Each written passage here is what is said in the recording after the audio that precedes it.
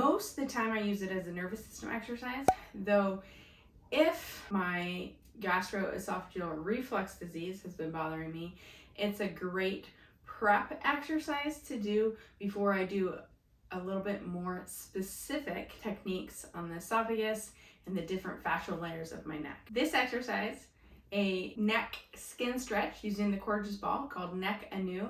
I encourage you to check in with some sort of range of motion before and after you do this exercise so you can see just how powerful it is. You're going to start with the Coregeous Ball right on the front. Be sure not to smash into your visceral organs. Just gently have it there, right? Then you're going to twist it.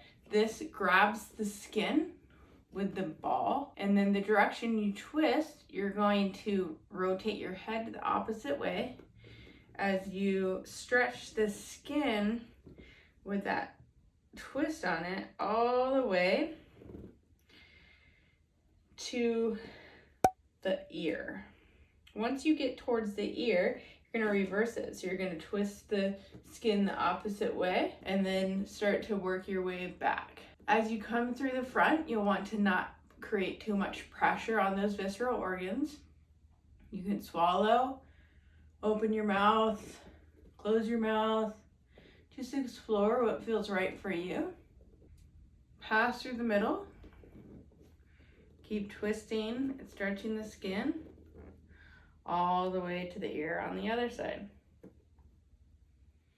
Once you're there, you'll reverse it. Go 2 to 4 times on each side. Remember, it's the stretching of the skin, grabbing the skin with the ball that we're trying to get, not just massaging, right? Not just pressing and not just rubbing the ball on it, but that skin stretch. This technique is going to be a manual therapy technique directed at the fascial layers of the neck. We're going to have our hands behind your sternomastoid muscle, deep into the sides of your neck, and we're going to lift that front fascial compartment away from the back.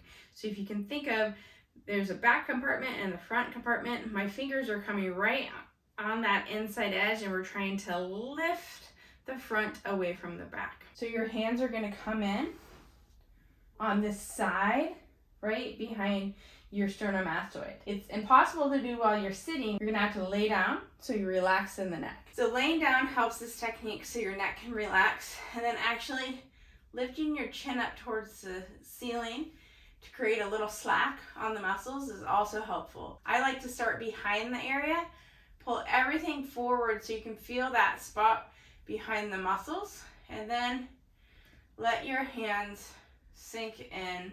If you feel your pulse, we want your pulse to be on the back side of your fingers, not on the tips, and not in front of your fingers, if that makes sense. Once you're there, you can kind of let your elbows relax to the side and lift your fingers towards the ceiling. Once you have a little bit of lift, you're gonna swallow. And on each swallow, see if you can lift a little farther away. So I was doing that on myself. I lifted. On the first swallow, I felt the right side fingers sort of sink in deeper. So I went ahead and rotated over to the other side because that meant the other side was a little tight, and that let those fingers get in a little deeper, and then I was able to lift again for the next 2 swallows. This technique is going to be for the fascia that's in between the sort of 2 containers of fascia in our neck. So you've got the back container, the front container, they come together, and that sort of makes another fascial container in the middle. That's a really deep, sort of the middle of the neck. That fascia actually connects all the way down into your pelvic floor.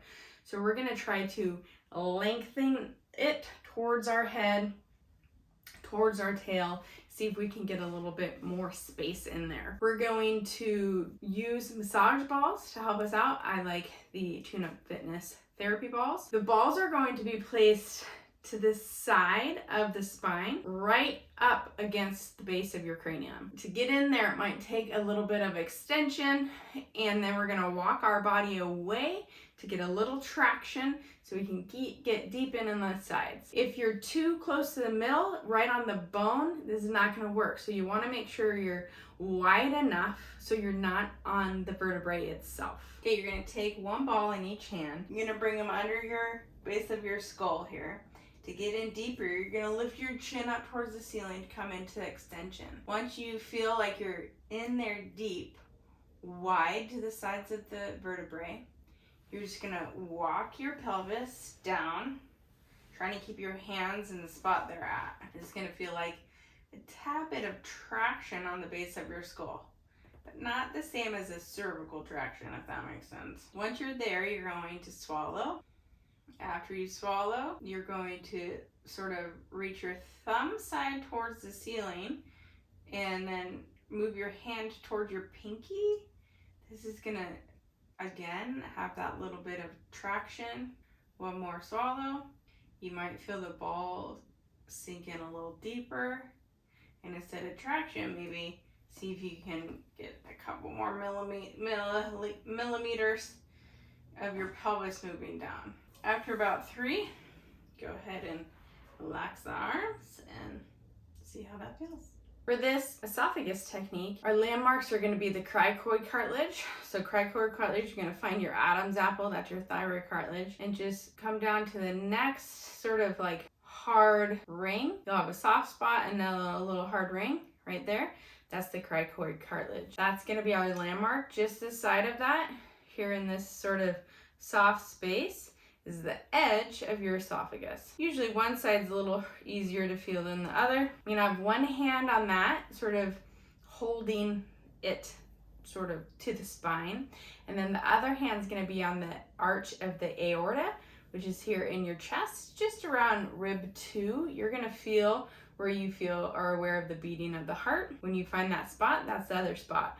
Often finding that spot, it'll be like you're more aware of the top hand, and that's because you're on that same structure where the esophagus is. So we're gonna take those hand positions and come down to laying on your back. So finding the cricoid cartilage, once you're there, come to the side to palpate the esophagus. You'll know you're there. You can swallow, feeling the muscle kind of right beneath your hand there. Then the other base of the hand is gonna come to that second rib, arch of the aorta.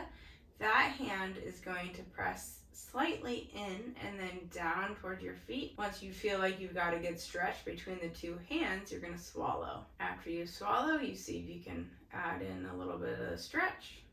Repeat 2 times, 2-3 times. Then we're going to switch our top hand. Instead of holding the top, you're going to keep the one hand on the aorta. The other hand's going to come down to where your stomach is. It's usually right around where the ribs come in together. So you're gonna find that, and again, you'll know when you're on the stomach. Helps to be on the skin, because it's gonna feel like you're on the same structure under your hand. Now you're gonna hold the aorta side still and then pull the stomach down as you swallow. Give that a try. Next time you're having some neck pain, or your heartburn, gastroesophageal reflux disease is flared up,